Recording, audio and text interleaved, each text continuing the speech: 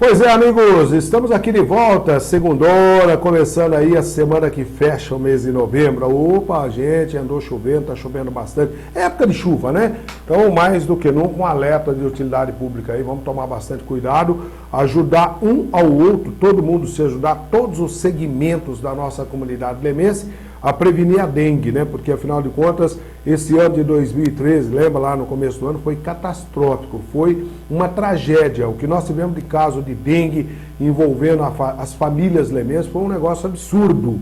Então, vamos evitar que isso aconteça agora novamente, no começo do ano que vem, que está quase chegando aí, porque dengue você tem que prevenir. O cidadão pode virar e falar assim, não, tem que meter o pau na prefeitura. Eu acho que, vamos usar o português correto, tem que criticar o poder público sim, se necessário for, mas para criticar tem que fazer a nossa parte, né? Limpar o terreno que você tem, evitar largar tampinha de garrafa no chão, porque ali junta um pouquinho de água na chuva, é bom para o mosquito da dengue. Ele não é um parasita, digamos assim, que gosta da água correndo, não. Ele gosta da água parada e limpa. E isso é muito complicado. Então todo mundo tem que ajudar. Todos contra a dengue. Isso é muito importante, né? Bom, vamos começar falando de Fórmula 1. Terminou a temporada 2013 de Fórmula 1 e o Felipe Massa cometeu um erro, inclusive, houve um momento em que ele foi até flagrado com a Ferrari dele, passando sobre a faixa de zebra, o carro todo passando, e isso acabou determinando aí uma perda de posições, uma punição, um erro com punição. Felipe Massa terminou aí no modestíssimo 7º lugar. Quem ganhou no Brasil, nada mais, nada menos do que ele aí, ó, a imagem dele aí, Sebastian Vettel, o alemãozinho, com 24 anos de idade, terminou o campeonato com 397 pontos ganhos. Só para você ter uma ideia, o Sebastian Vettel sozinho, ele fez mais pontos do que todas as outras 10 equipes da Fórmula 1. Ele sozinho conseguiu 397 pontos, com 13 vitórias, 13 pole positions, e esses números não deixam dúvida da supremacia do alemão Sebastian Vettel. Só para você ter uma ideia, a Mercedes foi a segunda colocada, com 360 pontos. A equipe do Massa, a Ferrari, a badalada Ferrari, terminou o campeonato com 354 pontos ganhos. E a Williams, que o nosso Felipe Massa vai correr o ano que vem, só fez 5 pontos no Campeonato Mundial desse ano. Quem terminou em segundo no Brasil foi o Mark Webber, que terminou, inclusive, encerrou a carreira dele. O Mark Webber ganhou a bandeira do Brasil autografada pelos 24 pilotos, vai levar para casa, beleza? Então, o Mark Webber, companheiro do Sebastian Vettel na RBS, acabou aí chegando em segundo lugar, e o Alonso terceiro. Felipe Massa do Brasil terminou na 7ª posição. No Campeonato Mundial, Felipe Massa foi o 8º, com 112 pontos ganhos. Então não tem mais Fórmula 1 esse ano.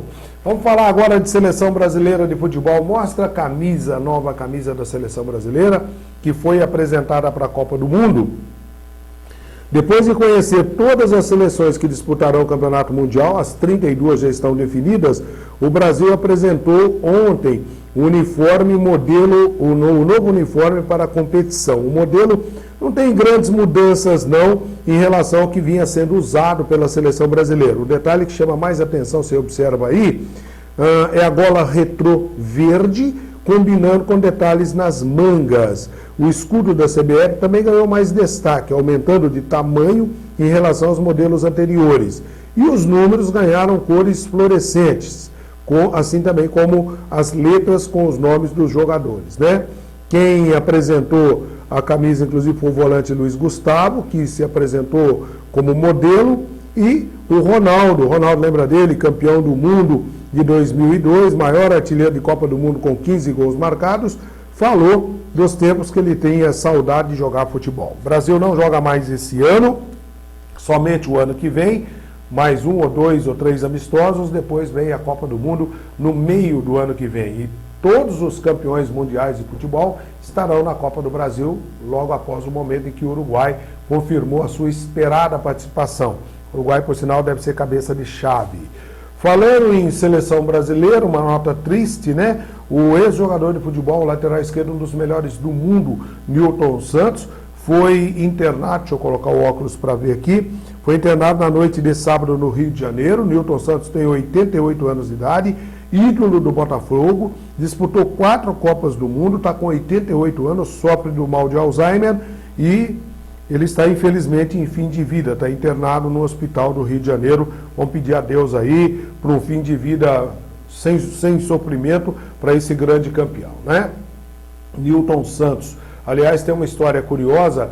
Quando o Garrincha chegou para treinar no Botafogo, o Botafogo era o time da moda, era o time da época, tinha Zagallo, tinha Quarentinha, Didi, aquelas feras. Aí quando o Garrincha chegou para treinar, ele era ponta direita, quem marcava ele era o Newton Santos. Numa das primeiras jogadas de treino daquele menino Garrincha de perna torta, ele meteu a bola no meio das pernas do Newton Santos. Terminado o treino, Newton Santos chamou ali os cartolas do Botafogo e falou: contrata esse cara aí, porque nós precisamos tê-lo do nosso lado e não contra nós, né? E o Garrincha se tornou no que se tornou. Ao lado do Pelé, talvez os 2 maiores jogadores de futebol do mundo. Pois é. Bom, ainda sobre esportes, deixa eu dar uma lembradinha aqui, que o Imperial Leme Lizards, inclusive está na última página do Jornal Atual aqui, continua vivo, mais vivo do que nunca na Taça 9 de Julho. Acabou de vencer recentemente o Tomahawk de Limeira por 6-3. O Eduardinho, inclusive, participa do time. E nesse domingo, é domingo, né, Eduardo? Não é sábado, não, né? Domingo, às 11 horas da manhã, lá no excelente campo do Clube de Campo Império, o Imperial Leme Lizards enfrenta o Oncelotes de Jundiaí pela mesma Copa 9 de Julho. Boa sorte aos jogadores aqui de Leme. Então, deixa eu ver se eu de futebol. Só dando uma lembradinha para você antes de mostrar os gols, que nesse meio de semana não tem rodada do Brasileiro, mas tem Copa do Brasil. Primeiro jogo da final foi lá no Paraná, o Atlético Paranaense empatou com o Flamengo 1-1. O jogo agora de volta é no Rio de Janeiro, o Maracanã vai estar lotado e o Atlético Paranaense precisa ganhar o jogo. O que ganhar é o campeão da Copa do Brasil. Se houver um empate de 0-0, o Flamengo é o campeão. Se houver um empate de 1-1, a decisão vai para os pênaltis. Se houver um empate por 2-2 ou mais gols, aí o Atlético Paranaense será o campeão, né? Então é um jogo ainda em aberto, apesar do favoritismo do Flamengo, que é o time de maior torcida do Brasil e jogando em casa vai ter o apoio da sua galera, sem dúvida nenhuma. Também a Copa Sul-Americana, ela continua as suas semifinais nos jogos de volta. Lá no outro lado, Libertad e Lanús, o Lanús ganhou o primeiro jogo e joga a decisão agora em casa. O Lanús deve ser o finalista. E aqui no Brasil, o confronto entre Ponte Preta e São Paulo. Quarta-feira passada no Morumbi, um monte de São Paulino foram para o Morumbi, inclusive meu filho Daniel, minha filha Janice, foi todo mundo para o Morumbi, né?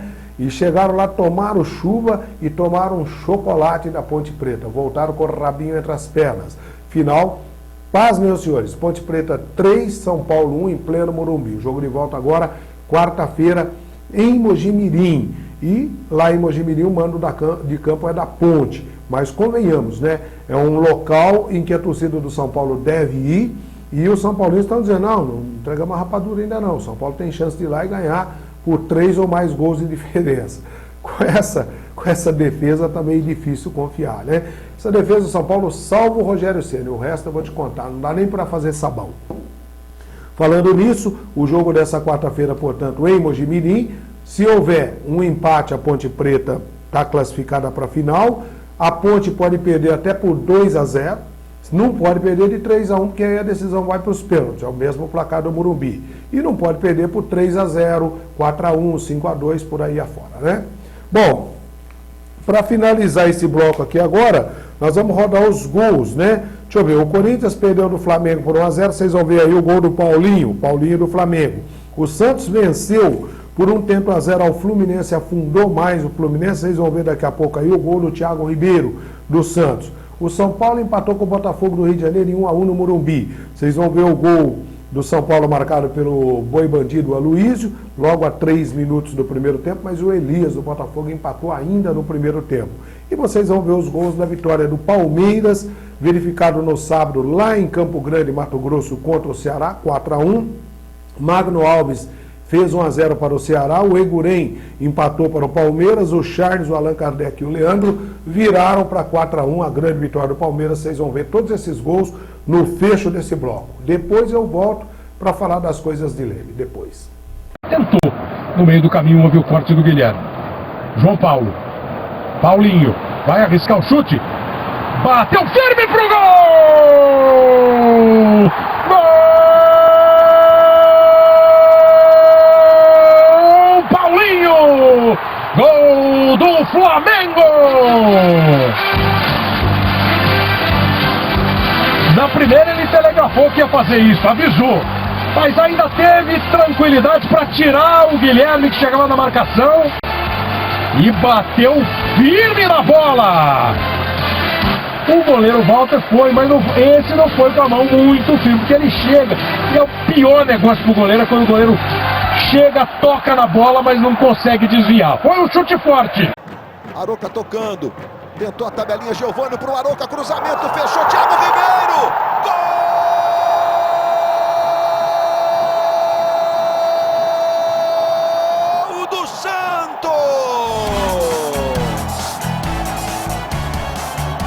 Thiago Ribeiro, número 9.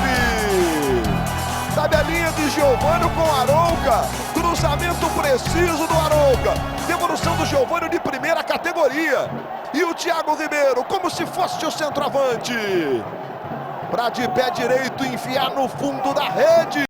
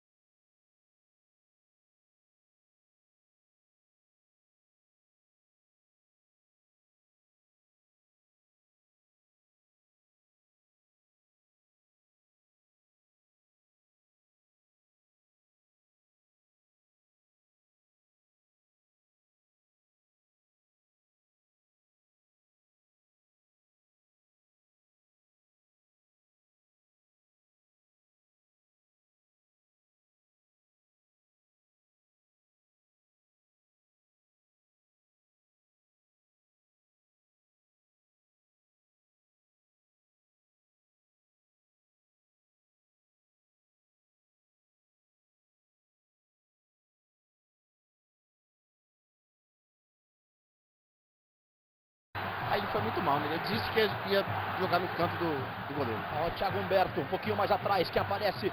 É o Magno Alves, faz a finta, pé direito! Gol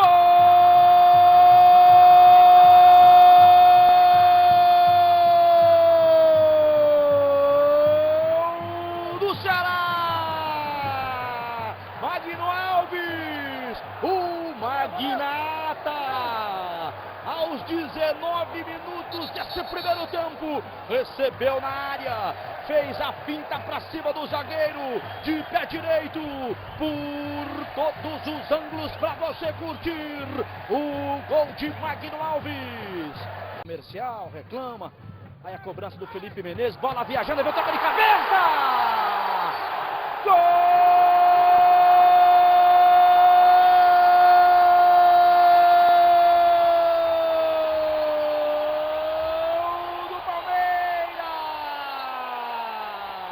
Eguren, número 5, o torcedor do Palmeiras canta e vibra, o toque de cabeça do Eguren, o Fernando Henrique saiu e catou borboleta, o Eguren comemora, por todos os ângulos para você curtir, gol do Palmeiras, gol de campeão da Série B.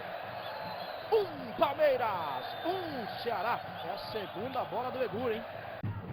Felipe Menezes, pé direito, cruzamento é para a área, vem um toque de cabeça! Gol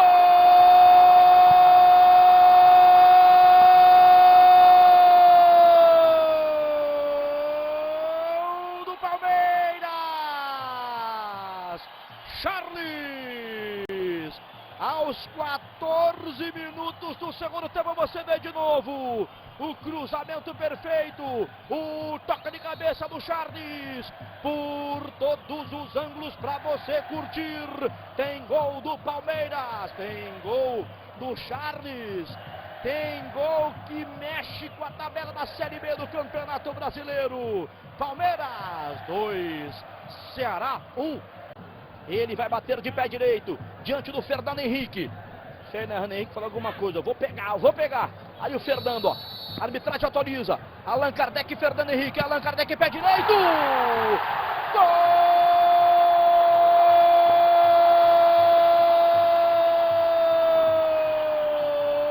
Gol do Palmeiras. Allan Kardec. A torcida que canta e vibra, comemora com Allan Kardec, por todos os ângulos para você curtir. Goleiro num canto, bola no outro. Se tem um pênalti bem batido, aprenda com Allan Kardec. Palmeiras 3, Ceará 1. Se manda Juninho, usa o pé esquerdo, toca a bola para Leandro. A condição é legal do Leandro, vai fazer um golaço! Gol!